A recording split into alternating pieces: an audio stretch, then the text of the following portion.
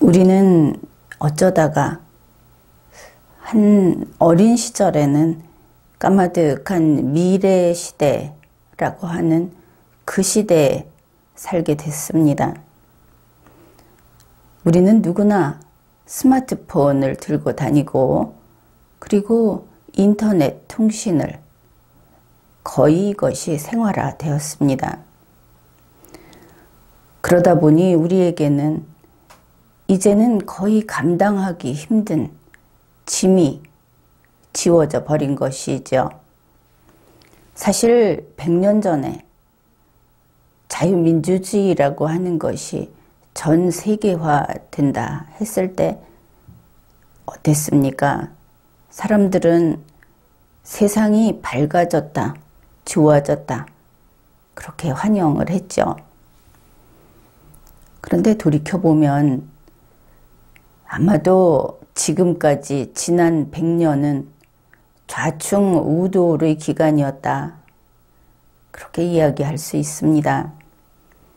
왜냐하면 자유민주주의라고 하는 것은 우리들 한 사람 한 사람이 자신의 품위를 지키고 그리고 자신의 명예를 존중하고 이렇게 책임지는 사람들일 것이 전제로 됐던 것이죠.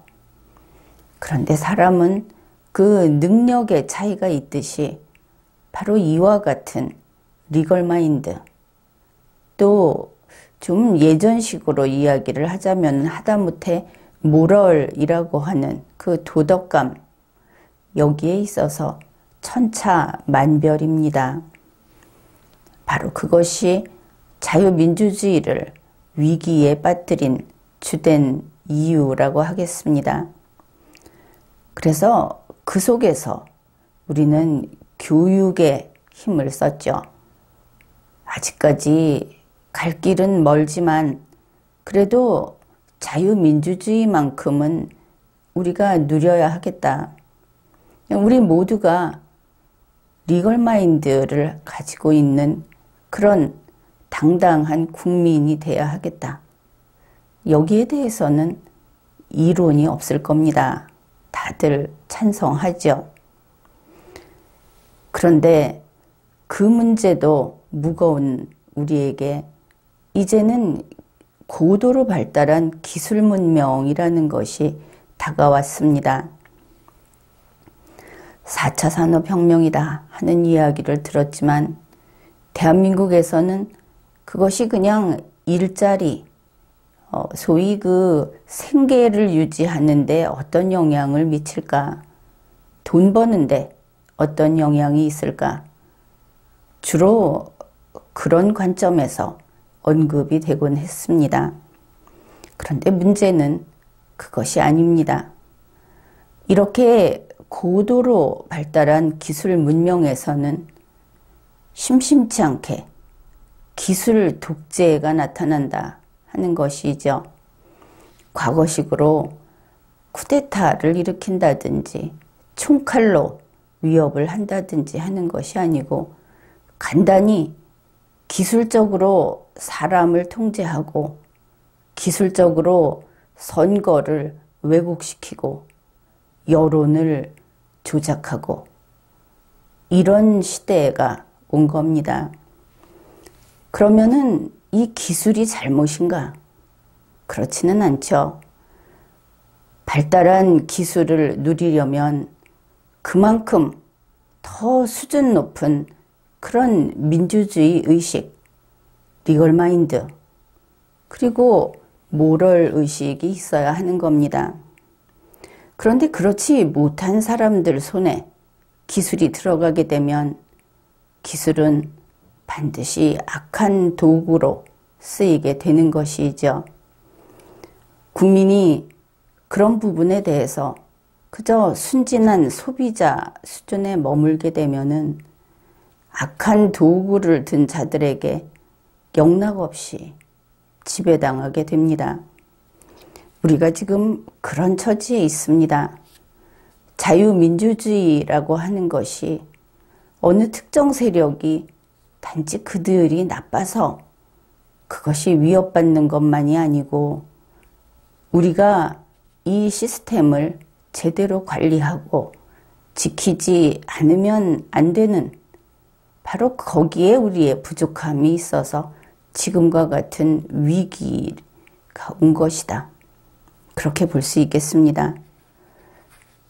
코로나19라고 하는 이 감염병이 인류 역사상 어디 한두 차례 왔습니까? 인간은 고난을 겪어내고 그리고 현명하게 그런 문제들을 해결하면서 살아남은 그런 종족입니다. 그런데 기술 문명이 발달한 이 시점에 우리는 어째서 우리의 자유와 지금까지 쌓아온 문명을 그리고 문화를 간단히 기술 독재자의 손에 넘겨주려고 하는가? 그런 생각을 해봐야 하겠습니다. 이번에 중국의 왕이가 우리나라에 왔죠. 그래서 왕이하고 문재인 씨가 만난 뉴스, 그것이 아무래도 앞쪽에 보도가 됐습니다. 그런데 문재인 씨를 만난 자리에서 왕이가 굳이 강경화 장관하고 10개항에 대해서 합의한 내용을 밝혔죠.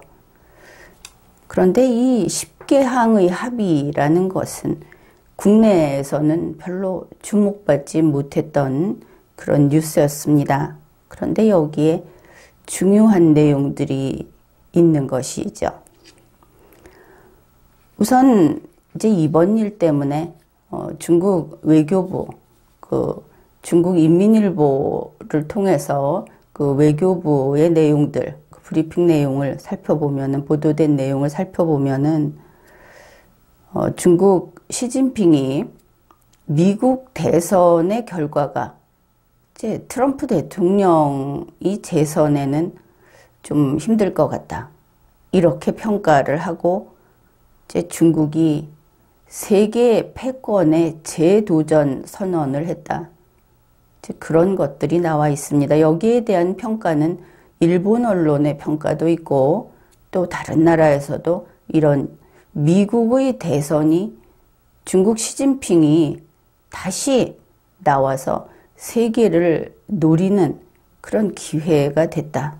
이렇게 보고 있는 것이죠. 11월 26일 중국 외교부 브리핑에서 이와 같은 내용을 밝히고 있습니다. 중국이 벌써 몇 년 전이죠. 그때 세계 패권에 도전하겠다. 이랬던 것을 기억할 텐데, 얼마 전에 중국 공산당 제19차 중앙위원회에서 제5차 본회의가 개최됐다고 합니다. 이 사람들도 참 뭐 하면은 제목이 참 길죠. 문재인 민주당 측에서도 어떤 직함 같은 걸 보면은 한 줄 반씩 되는 것들이 있습니다. 이게 우연한 일인가? 그런 생각도 하게 됩니다. 아무튼 여기에서 제14차 중국 경제사회 발전 5개년 계획, 그리고 2035년 장기 목표 수립안이라는 것을 심의 승인했다고 합니다. 그게 바로 중국의 세계 패권 재도전 선언이 되는 것이죠.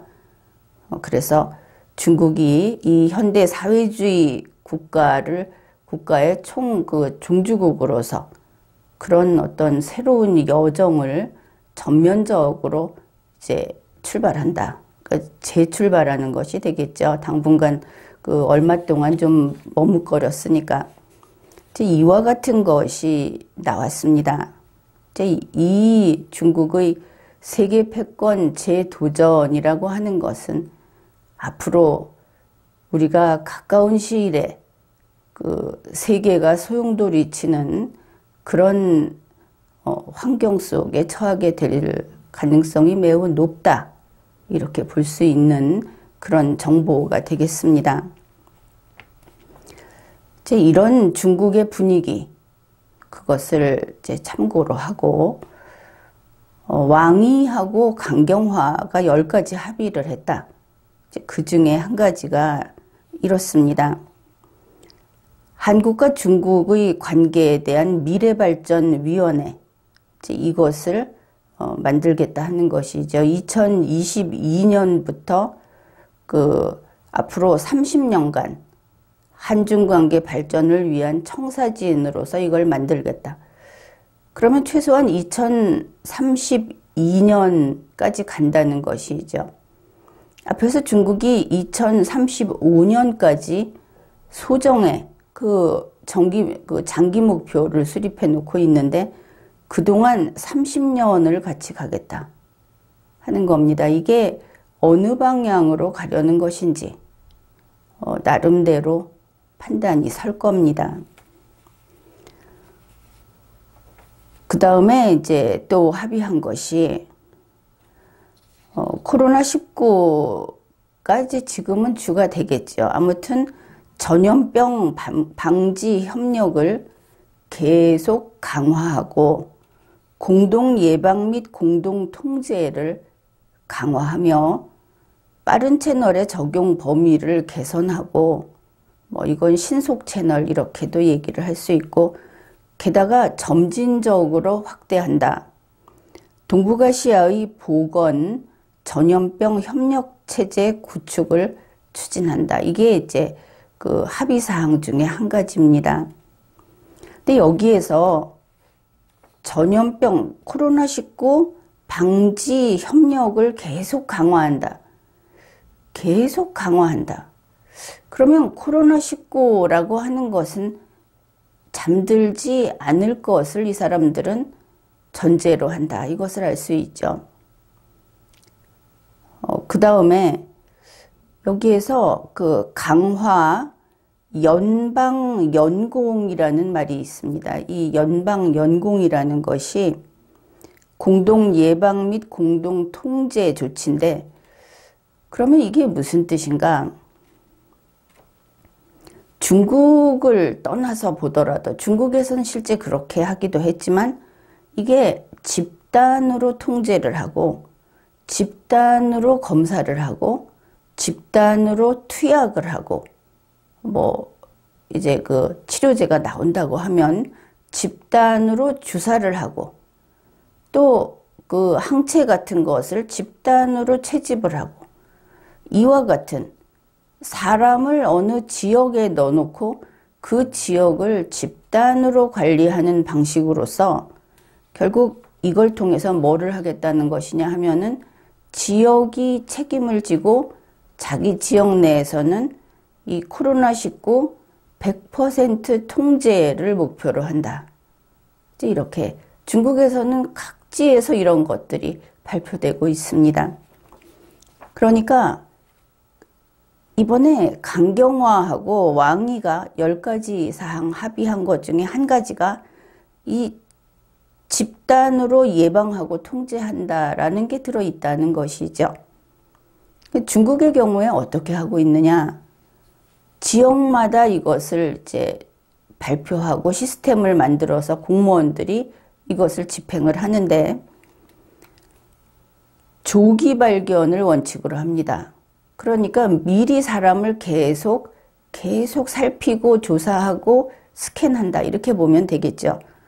조기 검사를 원칙으로 합니다. 그리고 조기 격리를 하고 조기 치료를 함으로써 100% 이 공동 예방 통제 조치를 확보한다.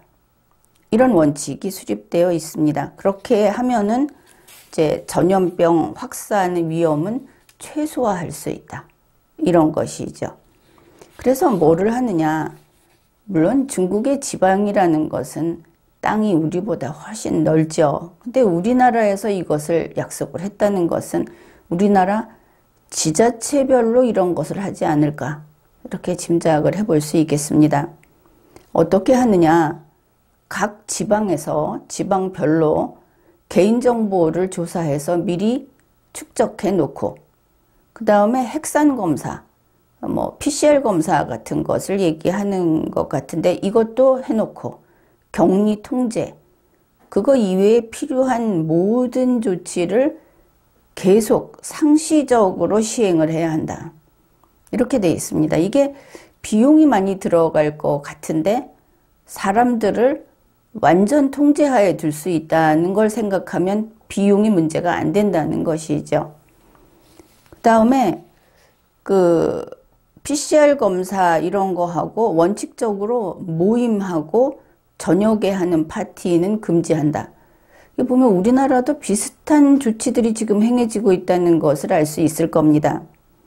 위반자는 법적 처벌을 강화하고, 그리고 이 전염병을 예방적 통제 이런 것을 하고, 그 다음에 경제적으로 성장하는 이 두 가지를 동시에 수행을 해야 한다. 이것을 목표로 걸고 있습니다. 그러면 우리나라하고 굉장히 비슷하다. 세계적으로 자유민주주의 국가 중에 우리나라처럼 국민이 이렇게 기술적 통제하에 있는 나라도 드물죠. 이번에 그 결과가 나왔으니까 우리가 다 알고 있는 내용입니다.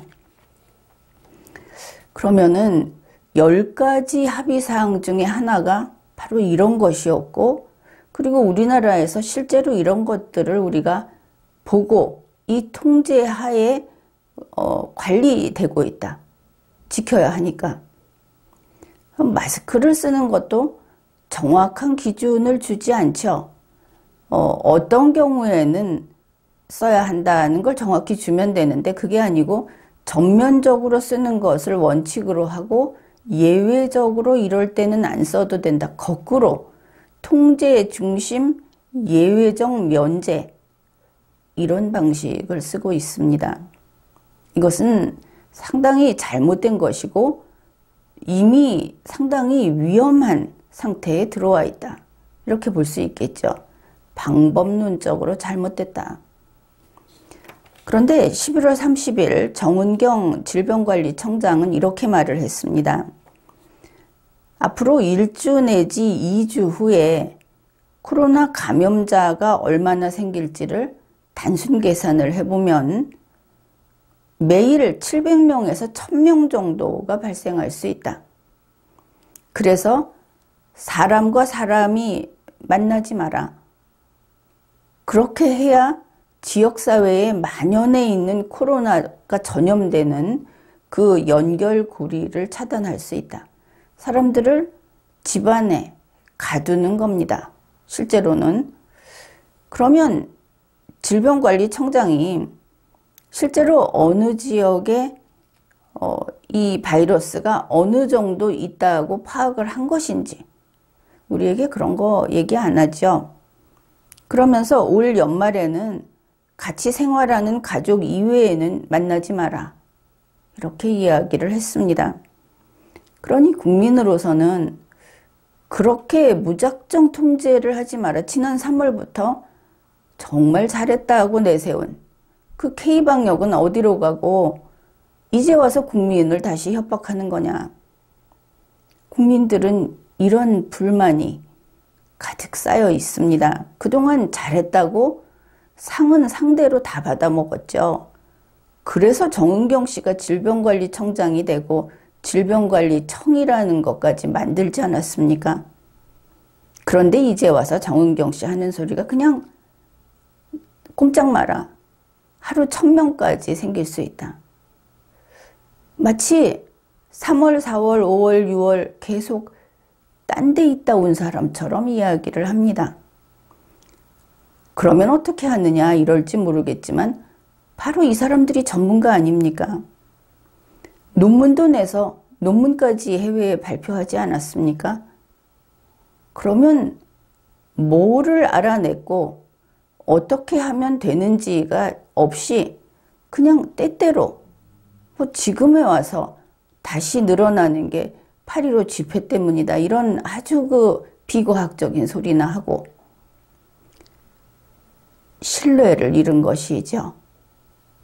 사실은 무능한 것이 아닌가. 이 사람들 그냥 문재인 씨의 부하 직원이지 의료인이 아예 아닌 게 아닌가. 국민은 이제 그렇게 생각을 하게 되는 겁니다. 한없이 갇혀 있어라. 그러면 집안에 갇혀 있으면 되느냐? 여러분 생각해 보십시오. 지난 2월, 3월에 집안에 있으면은 이 집들이 가령 집단거주 지구 같은 경우에는 아파트라는 곳이 온갖 파이프가 다 통하고 있죠. 그때는 뭐 파이프 통해서 전염된다고 하지 않았습니까? 이제 집안에 있으면 된다.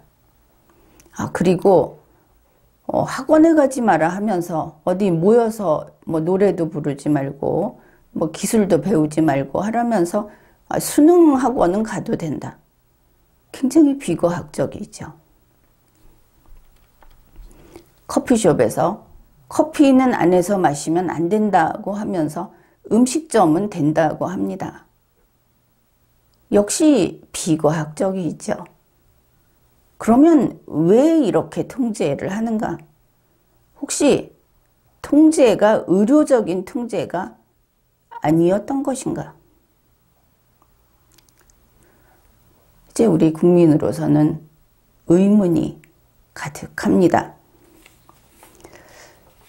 11월 22일 산케이 신문의 보도 내용입니다. 바로 이제 중국산 백신 이야기입니다.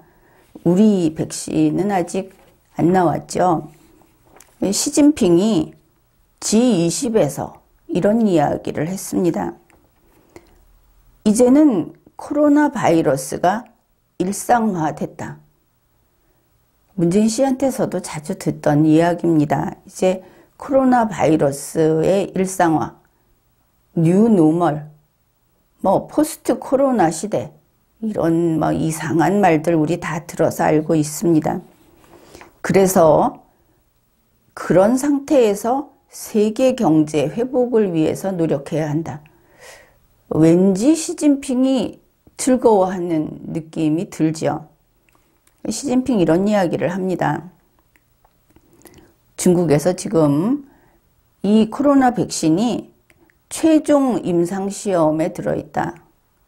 우리 중국은 이 중국산 백신을 세계 모든 나라의 공공재로 공개하겠다. 물론 공짜로 주겠다는 건 아닙니다. 어떻든 모든 나라의 공공재다. 반드시 구입해야 되는 거다. 이렇게 되겠죠. 그래서 중국산 백신을 내놓을 테니까 써달라. G20에서 그렇게 이야기를 했습니다.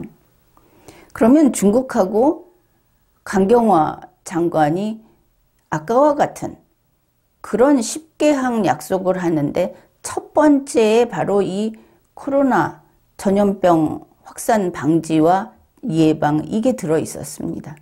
그게 첫 번째였습니다. 1대1로도 아니고 지금 뭐 이야기하는 지역 경제 조직 그것도 아닙니다. 미국이 신경 쓰는 건 그건데 첫 번째가 바로 이 코로나19였던 것이죠. 그 다음에 이제 같은 산케이 신문이 그간에 중국이 이 코로나19하고 관련해서 어떻게 경제적인 회복을 하려고 하는지를 알려주는 그런 뉴스를 내놨습니다. 시진핑이 G20 정상회의에서 내내 그런 이야기를 한 겁니다.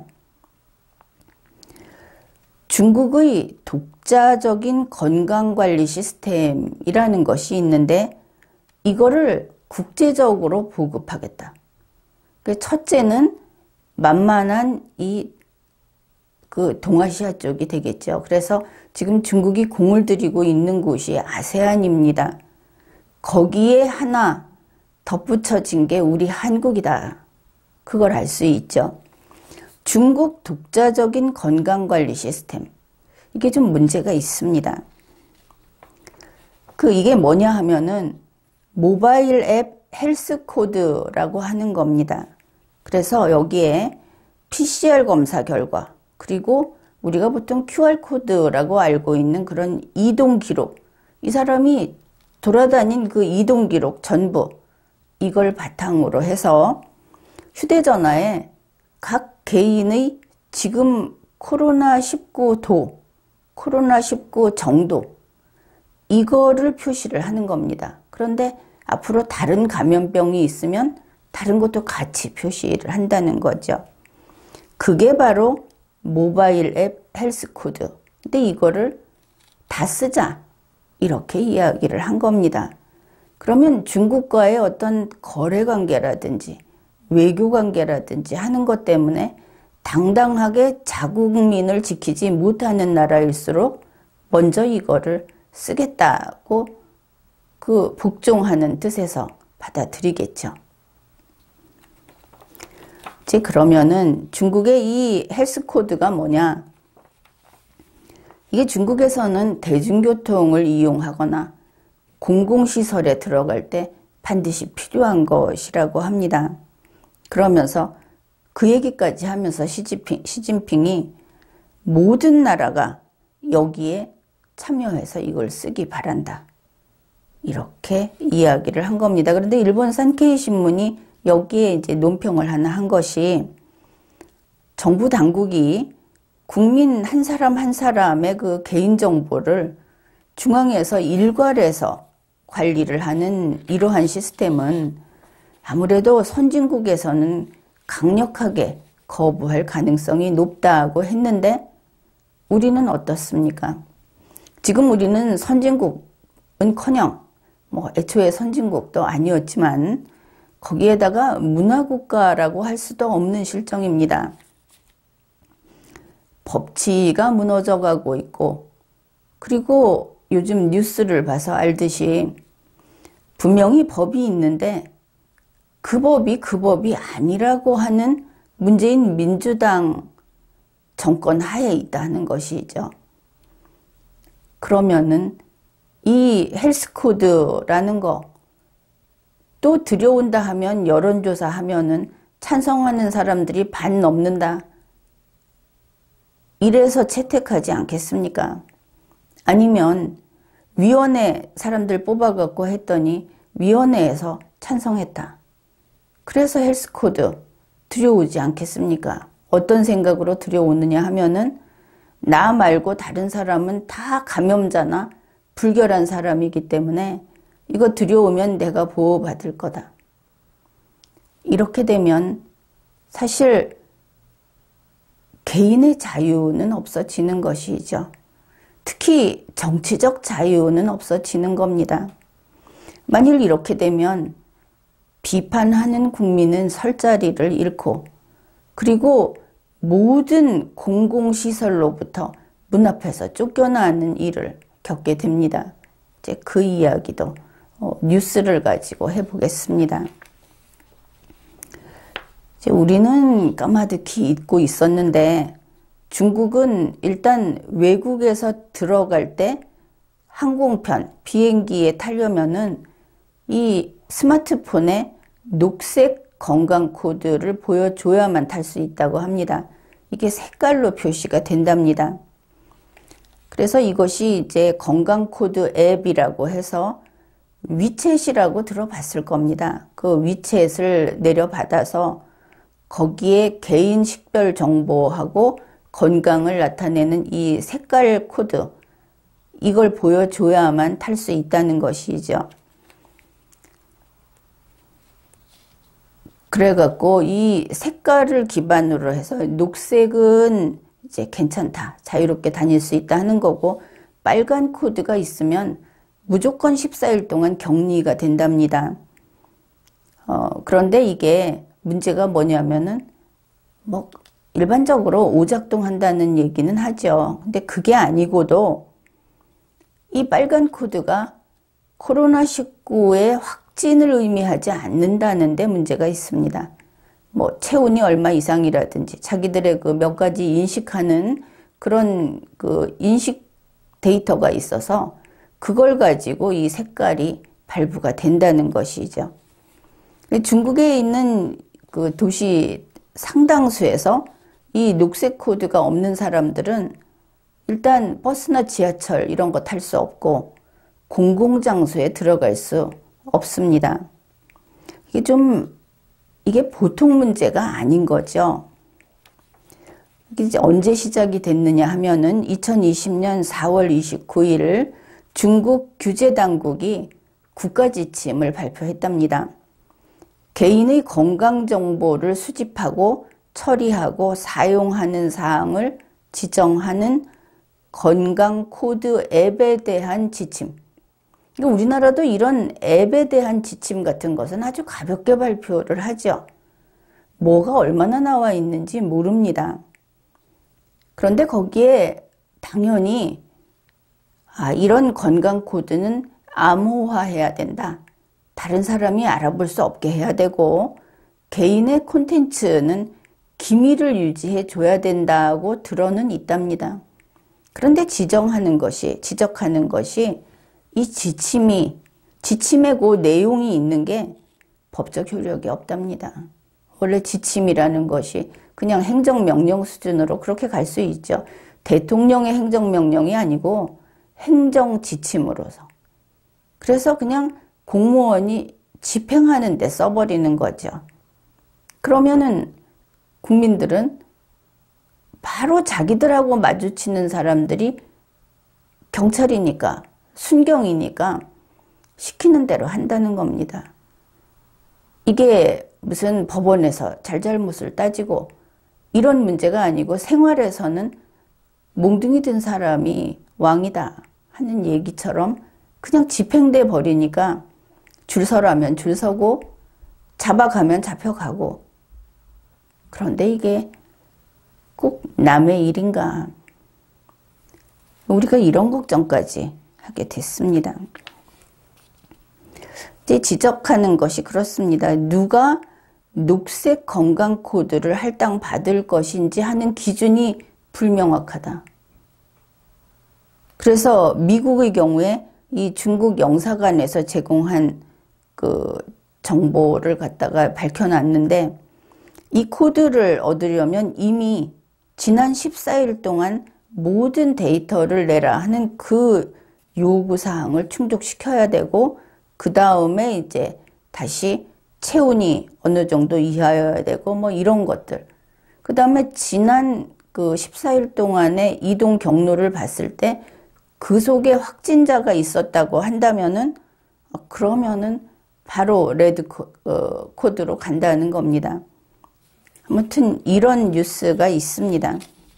그 다음에 11월 30일자로 홍콩 정부가 이 도시의 사회적 거리두기 그 기준을 강화하려고 한답니다. 그래서 더 엄격하게 내내 마찬가지로 이러한 그 중국식의 그 헬스 코드가 적용될 가능성이 높다 이렇게 보고 있고 9월 20일자 뉴스를 보면 북경 베이징에서 마스크를 쓴 사람이 쇼핑센터에 들어가기 전에 자기의 지금 건강 상태 그리고 지금까지 어디를 다녔는지 하는 이동 과정과 그런 모든 사항들을 증명하는 QR코드를 스마트폰 앱으로 해서 이렇게 읽혀야 하는 겁니다. 그래서 스마트폰이 없이 중국 안에서 돌아다니는 것은 어렵다고 합니다.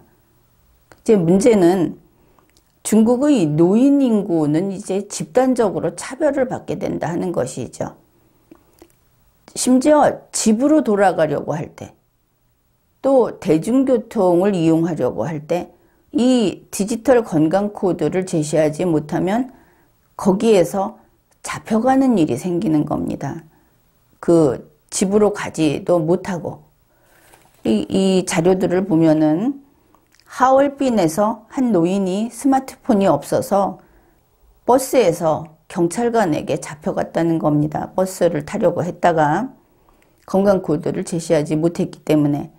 그리고 다롄에서 건강코드가 뭔지를 모르는 그 노인이 지하철역에 들어가려다가 저지를 당해서 못 들어갔다고 하고 또 어느 작은 동네 거기에서는 심지어 마을 입구에 검문소가 있어서 이 스마트폰이 없는 노인이 집으로 들어가지를 못했다 하는 뉴스가 있습니다.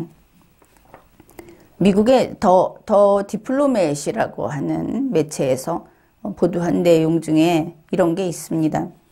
바로 이제 이것이 중국의 보건법 때문에 이루어지는 일들인데 우리도 질병 관리에 대해서 지금 대단히 강화된 법이 있죠. 거기에서 이 헬스 코드와 관련된 내용을 조금 더 알려주고 있어서 그것도 알아보기로 하죠. 알리바바하고 텐센트라는 곳에서 건강 코드 앱을 출시한 겁니다. 그래서 여기에서 의료 기록, 그리고 본인의 모든 이동 기록, 이런 것을 기반으로 해서 좀 전에 이야기했던 그 색깔을 할당을 한다는 겁니다. 그러면 그 색깔이 무엇인가 하면은 코로나19에 걸릴 위험 수준을 나타낸다. 이 위험 수준을 가지고 사람이 공공시설에 가고 못 가고를 결정하는 것이죠. 게다가 반드시 제시를 해야 되고 스마트폰이 있어야 하고, 이렇게 되다 보니까 항주 있죠. 항저우, 여기에 보건당국자들, 우리나라 같으면 정은경 씨 같은 사람들이 되는데, 이런 사람들이 이러한 앱을 영구적으로 정상화하겠다. 아예 그냥 생활 속에 당연한 신분증서 같은 것으로 쓰겠다 하면서 개인 생활 방식을 기반으로 시민 건강점수라는 것을 매번 내놔라. 이런 것을 발표를 했었습니다. 그러나 반대가 심해서 일단은 철회했다고 하는데, 이와 비슷한 다른 유형이 지금 개발되고 발표되고 그렇게 있는 상황이죠. 그러면은 이 보건당국자들이 여기에 뭐를 넣겠다고 했는가? 우리는 보통 체온 정도를 생각하죠. 그리고 그 전에 갔던 곳에서 혹시 확진자가 있었는가? 이렇게 생각을 할 텐데, 전체 국민을 그 지역별로 관리하기 위해서 하루에 술을 얼마나 마시는지 그거를 즉시 전부 체크를 하는 겁니다. 담배 사용량, 하루에 걸음을 걸은 숫자, 잠자는 시간, 이런 데이터까지 다 영구적으로 정상화하겠다. 그래서 이제 이게 철회가 됐을 수는 있는데, 결국은 디플로맷은 이렇게 이야기를 합니다. AI가 이제 발달이 돼 있고 그 기술이, 그리고 감시가 기술적으로 상당히 쉬워졌다. 그러니 이것을 악의적으로 사용을 해서 사람들의 삶을 통제하는 이런 독재자들이 곳곳에서 출현하고 있다. 이제 그런 이야기를 합니다.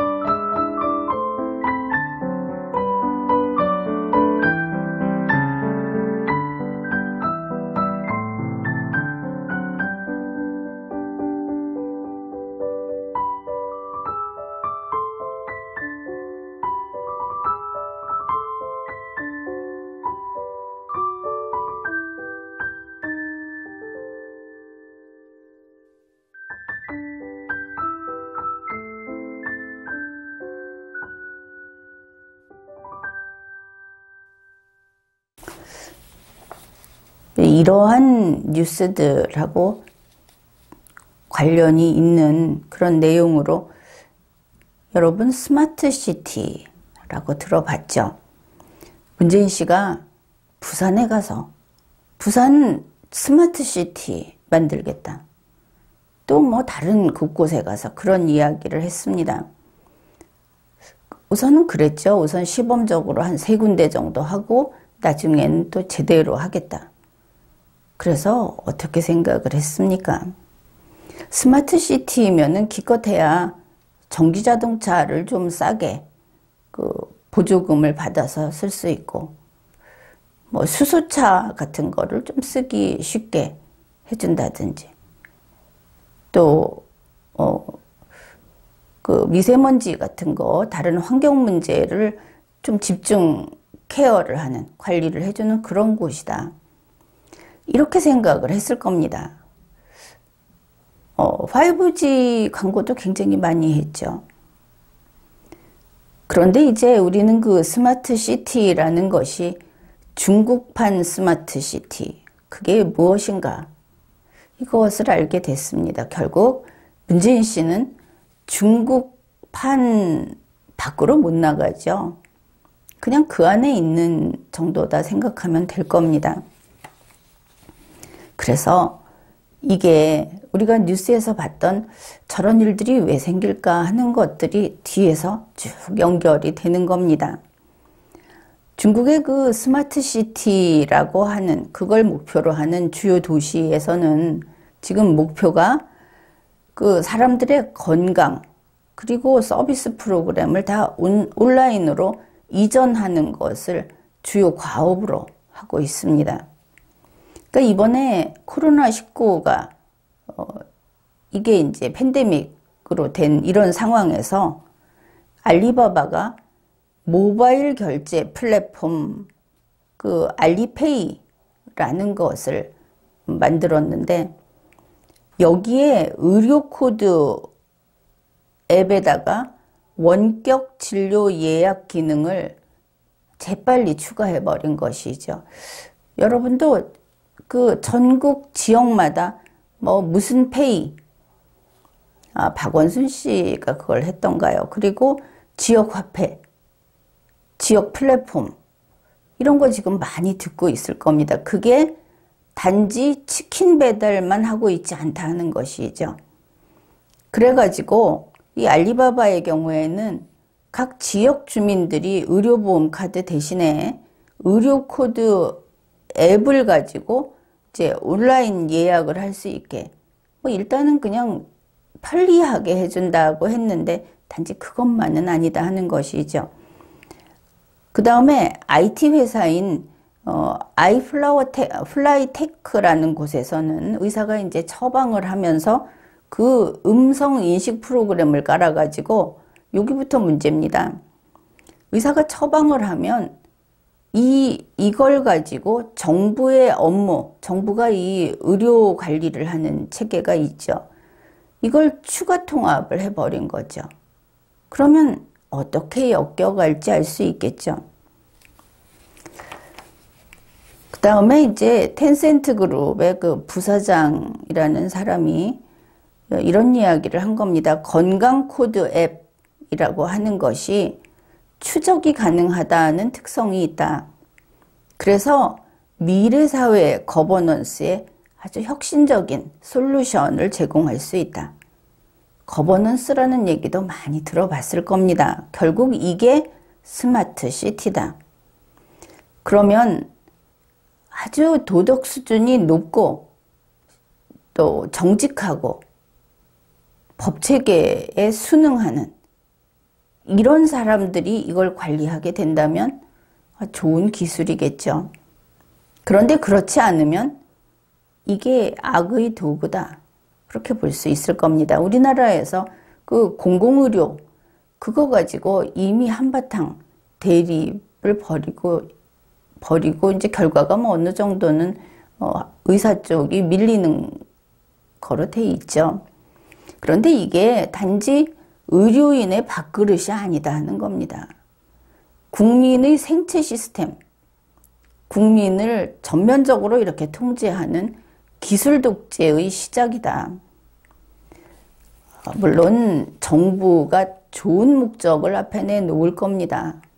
그러면 우리는 물어야 합니다. 문재인 씨, 강경화 씨, 추미애 씨, 당신들 정직한가? 당신들 리걸 마인드가 있는가? 헌법과 법률을 지키는가? 답은 모두 다 아니다입니다. 이게 참 위험한 거죠. 그들이 그렇고 경찰이 그렇고 그들을 미는 그들과 한 통속이 되어 있는 정치인과 공무원과 대중이 이렇다고 한다면 이 기술은 곧장 독재의 도구로 달려가는 겁니다.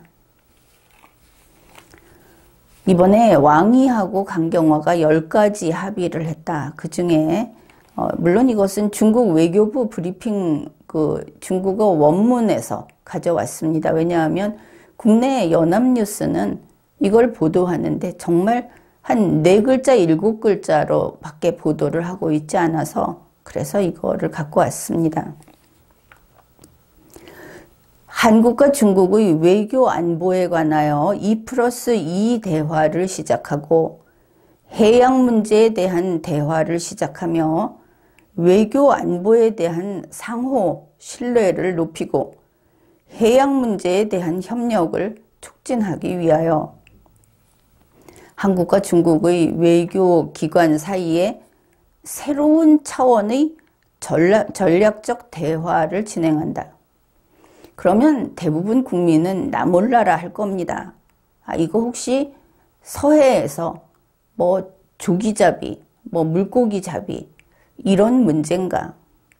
그런데 우리가 여기서 좀 주의를 기울여야 할 것이 이번에 왕이가 일본 갔을 때 일본에서 가장 떠들썩하게 논란이 됐던 건 바로 왕이가 일본 센가쿠 열도에 대해서 내놓고 영유권 주장을 했다는 겁니다. 우리도 중국과의 사이에 이 영유권 문제, 중국은 아예 무시해버리지만 거기에 따라서 우리의 그 항공기가 날아다니는 이 부분까지 달려있고 그 다음에 서해에 있어서도 그 경계에 대해서 문제가 많죠. 그런데 해양 문제에 대한 대화를 한다. 독도 앞에 일본과의 협의, 그것도 지금 기간이 다 됐죠. 김대중 전 대통령이 그쪽에서 사실은 일본에게 권리를 인정해 줬습니다. 반반이라고 하더라도. 그런데 이제 이 무능한 정권이 바로 이런 시점에 중국과 또 바다에 대해서 의논을 하겠다. 영토에 관한 문제가 생길 수 있는 것인가? 영해, 바다에 대한, 바다의 경계선에 대한 문제가 생길 수 있는 것인가? 생각해 봐야 하겠죠. 이들은 그냥 이렇게 합의를 해놓고 국민에게 세세히 보고도 하지 않습니다. 현재 뭐가 고민이다. 우리가 중국에게 이런 압박을 받고 있다. 하고 국민에게 도와달라. 얘기를 해야 하는데 그냥 덮어버리고 있는 것이죠. 이들이 우리 땅을, 우리 바다를, 우리 하늘을 잃어버리고 나면 나중에 우리는 그걸 회복하고자 전쟁을 해도 회복할 수 없게 됩니다. 그 다음에 역시 10가지 합의 중에 하나입니다.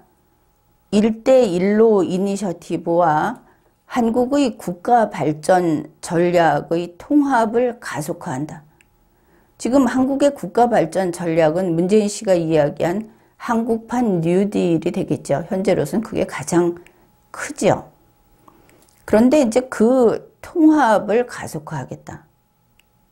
그리고 제3자 시장 협력을 추진하고 신흥산업 등 핵심 분야에서 협력을 강화하기 위해서 중국과 우리 한국과 중국이 높은 수준의 통합 발전을 심화시킨다. 이렇게 말을 했습니다.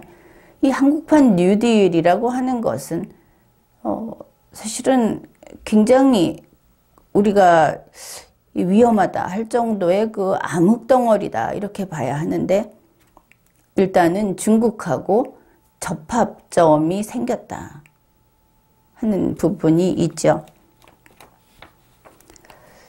상케이 신문의 내용도 같이 살펴보기로 합시다. 상케이 신문이 이렇게 말을 합니다. 시진핑이 트럼프 행정부를 염두에 두고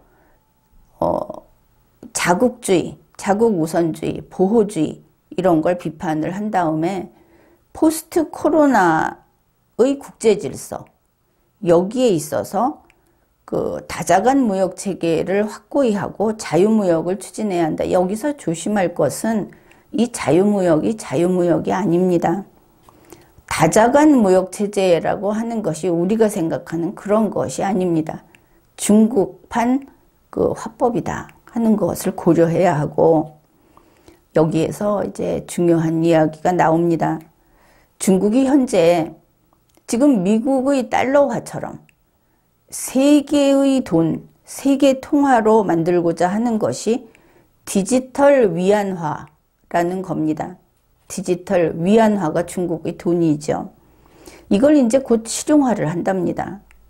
그러면서 이 디지털 통화에 대해서 규칙을 제정하고 그거를 이제 모든 나라가 이걸 받아들여 달라 이렇게 이야기를 한 것이죠.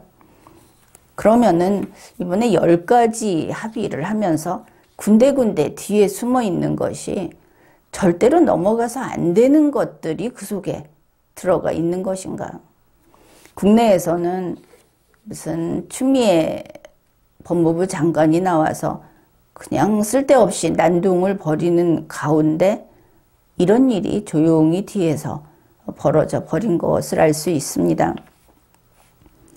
이 중국 외교부에서는 그 말미에 이렇게 이야기를 합니다. 한국과 중국 그 양측의 외교 장관은 두 나라의 지도자들의 전략적 지도, 거기에 따르면서 이제 이들이 영도자 지위에 올라간 것을 알 수 있죠. 그러면서 한국과 중국의 전략적 파트너십을 새로운 차원으로 끌어올리기로 합의를 했다.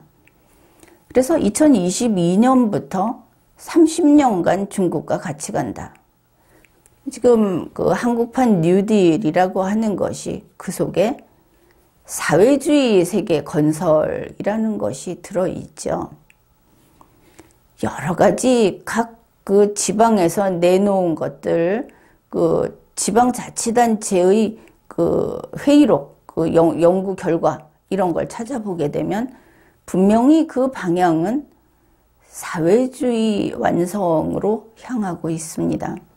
그런데 이 기술적인 독재, 뭐 디지털 독재 이렇게 이야기를 하는데 이것으로 온갖 장애를 넘어서서 사람을 일시에 통제할 수 있게 돼 있다. 우리나라에서는 뭐 중국 드론이 한국 그 서울 하늘을 날았다 이렇게 얘기하는데 일본에서는 중국 드론 그 부품 완전히 배제한다고 하죠. 드론이 해킹을 한다. 의심할 필요도 없다. 애초에 모든 데이터가 다 들어가니까. 오늘 그런 뉴스가 나왔는데 이렇게 기술이 발달한 시대에 나의 원천 기술이 있어야 하는 것은 물론이고 설령 그렇지 않더라도 기술적으로 잠식당하고 노예화되는 일을 정부가 아무리 자기 정권 유지가 중요하다고 하더라도 국가의 이 기술적인 독립성 이걸 유지하려고 해야 하는데 정신없이 가서 머리를 박고 그러고 있다. 뭐 자주정신은 아예 없고 그리고 미국에 대해서 미국이 우리를 지배하고 있다. 뭐 종속돼 있다. 이렇게 이야기하는데 이 지경이면 종속을 말할 자격이 없다. 문재인 민주당 정권은 애초에 예속돼 있는 어딘가에 예속돼 있는 자들이 아닌가. 어째서 국가의 어떤 주체성 이거를 하나도 생각하지 않고 국민 눈만 가리려고 하는가. 이번 뉴스는 상당히 심각한 내용을 담고 있고, 여기에 대해서 언론인들, 기자라든지 연구를 하는 사람이라든지 정치인들 낱낱이 파헤쳐서 기술 독재 밑에 들어가는 일만큼은 막아야 하겠다. 우리나라에서 국민이 기술 독재의 노예가 되는 것은 당연히 막아야 하지만 지금에 와서 중국의 속국이 돼서야 되겠는가. 이런 문제들을 다 같이 싸우고 밝히고 그래서 이 나라를 지키기로 합시다. 지금까지 리걸마인드 연구소였습니다.